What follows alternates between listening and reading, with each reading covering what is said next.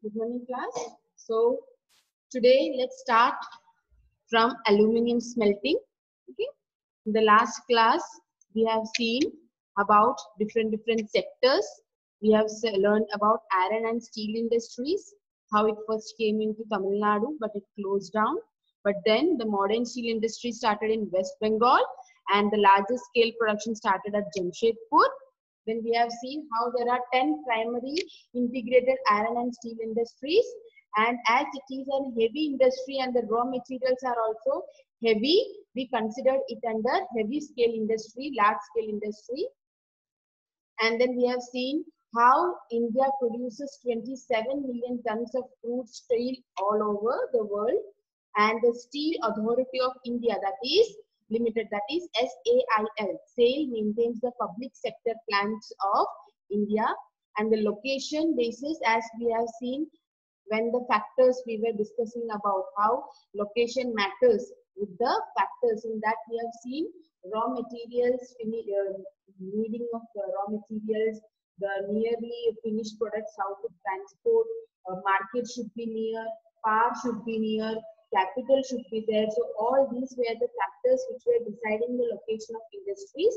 So according to that system only, they have also seen to it that whether the iron and ore mill is near, then only we can start a proper iron and steel industry. And here are the places like Bengal and Bhadravati in Karnataka, and there are also other 200 decentralized units, that means mini steel plants. So now let's move on to aluminium smelting. Aluminium smelting is second important metallurgical industry of India, and as aluminium is considered as a universally accepted mineral for many and more type of large number of industries. Why? Because aluminium is considered, or it is flexible, and due to conductivity of good conductivity of heat and electricity, most and mainly all the large industries use aluminium as a raw material because of this desirable property of its flexibility and good conductivity of heat and electricity. This is a small picture where it is shown how the aluminium smelting is happening, the factories. Popular substitutes to steel, copper, zinc and lead in a number of industries. As copper is also having a good capability of a good conductor, so copper is also there in electrical cables, electrical appliances and all. Same way, aluminium is also having good conductor of heat and electricity. So it is a popular substitute to steel, copper, zinc and lead in lots and lots of industries. And for production of 1 ton of aluminium, approximately 6 tons of bauxite and 18,600 kWh of electricity is needed. That means, as we know, in bauxite ore, we have learned that in bauxite ore, alumina is there. Why? Because the rocks from where it has been formed, that was having aluminium in it, right? Same way, if we need 1 ton of aluminium, we need bauxite as a mineral. Next, location. Availability of bauxite, inexpensive electricity. That means the location of the industry should be in such a way where bauxite ore is available easily and electricity should be inexpensive. There are 8 aluminium plants in our country. Where are they located? Orissa, West Bengal, Kerala, Uttar Pradesh, Chhattisgarh, Maharashtra and Tamil Nadu. These are also the main places where we can find aluminium plants. And total production is 620,000 tons per annum. In our country, we produce 620,000 tons per annum of aluminium. Next, copper smelting. Copper smelting was set up by Indian Copper Corporation at Gastila in Jharkhand, and the Hindustan Copper Limited took over the Indian Copper Corporation in 1972. Since then, it is the sole producer of copper in the country. Earlier, it was set up by Indian corporations at Garchila in Jharkhand. Then later on, in 1972, Hindustan Copper Limited took over the Indian Copper Corporation, and from that day onwards, Hindustan Copper Limited is the sole producer of copper in the country. Here is a small picture where copper is smelted.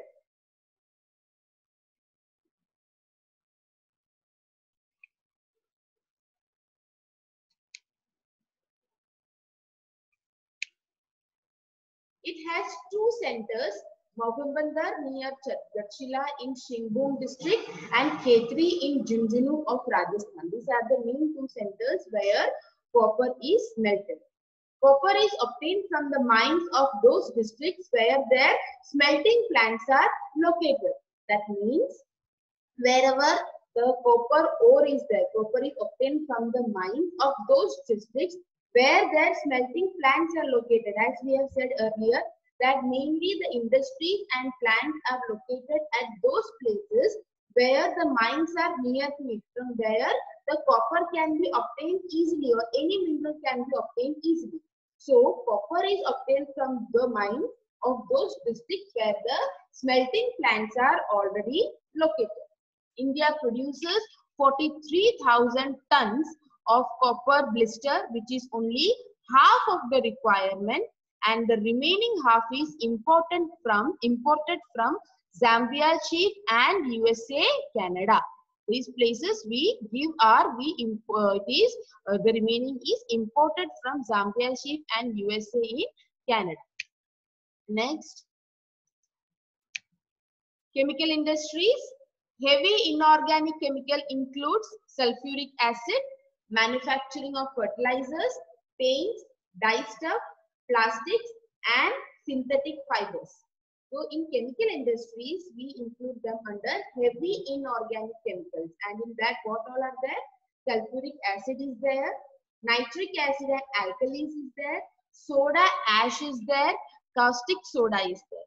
So these are the main heavy inorganic chemicals, okay, which is coming under chemical industries, and they are used in manufacturing of glass, paper, soap, detergents, then fertilizers, paints, synthetic fibers, plastics. In all these things we use this heavy inorganic chemicals. So you can see in this picture, these are some of the different manufacturing industries where the chemicals, the heavy inorganic chemicals are made.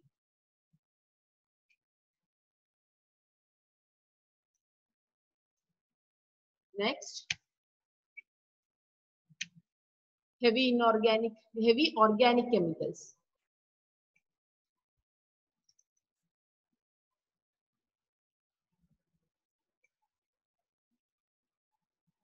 The inorganic chemicals and petrochemical plants.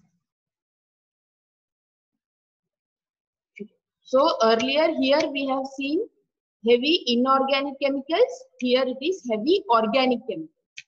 Now let's see what's that.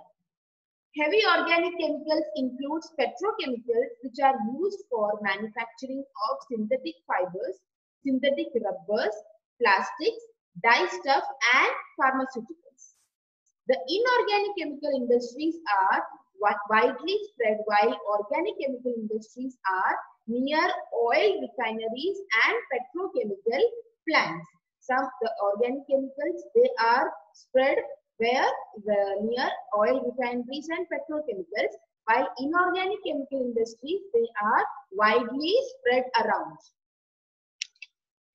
Production of pesticides has contributed much to agriculture by controlling harmful insects and weeds. Now, with the help of this chemical industry, what the main good thing happened is, because of pesticides and all, lots and lots of agriculture used to be get disturbed. Production of the farmers, they used to lose it. They were not in profit. But now when the production of pesticides has come, they have helped in controlling the harmful insects and weeds, and it has given development to agriculture. India leads in the production of pharmaceuticals.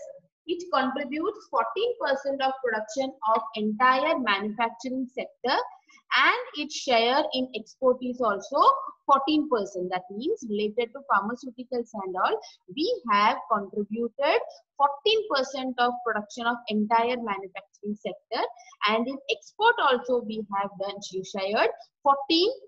So it is a good thing related to India. Next is fertilizers industries. The first plant of fertilizer was set up in Ranipat in Tamil Nadu in 1906, and then its increase in demand as a result of Green Revolution led to its spread in several parts of India. Earlier it was only set up as a single industry in Tamil Nadu in 1906, but then as the increase in demand started for fertilizers as a result of Green Revolution, what happened? There were more people, more industry owners who have decided to start different fertilizers industries in several parts of our country. You can see the picture. Fertilizers. These are fertilizers which helps the plants to grow very easily, and the quality is also good. More than half the total production Gujarat, Tamil Nadu, Uttar Pradesh, Punjab and Kerala. Other producers are Andhra Pradesh, Orissa, Rajasthan, Bihar, Goa, Delhi, Maharashtra, Assam, Madhya Pradesh, West Bengal and Karnataka. In the form of fertilizers, more than half the total production is done in these 5 places: Gujarat, Tamil Nadu, Uttar Pradesh, Punjab and Kerala. And the other producers are as mentioned below. Widespread due to easy availability of natural gas, India produces about 11 million tons of nitrogenous, 4 million tons of phosphatic and 1.7 million tons of potassic fertilizers. It is required to import potassium from abroad. Yes, we produce about 11 million tons of fertilizers, and potassium is there. Yes, of course we have to import it from abroad, but the remaining all the fertilizers we are able to produce it in our country itself. So that production also we can export. No need to import it from anybody. Cement industry. Cement industry is considered as an essential industry for building houses, factories, roads and dams. Yes, of course, cement is very much important for any type of construction. Now, its manufacturing requires heavy materials. And which are those heavy materials with the help of which we can make cement is gypsum, silica, alumina and limestone. And hence it is a raw material oriented industry. Now the thing is, with the help of all these minerals, with the help of all these heavy materials, we produce cement. But cement is also considered as a raw material oriented industry, because this cement, they move to the industries where the buildings are made, the construction sites, the road construction site, and this used as a raw material. But for this raw material also, we require heavy materials to be manufactured. Other requirements are coal and petroleum. They are also required in the cement industry. You can see the picture.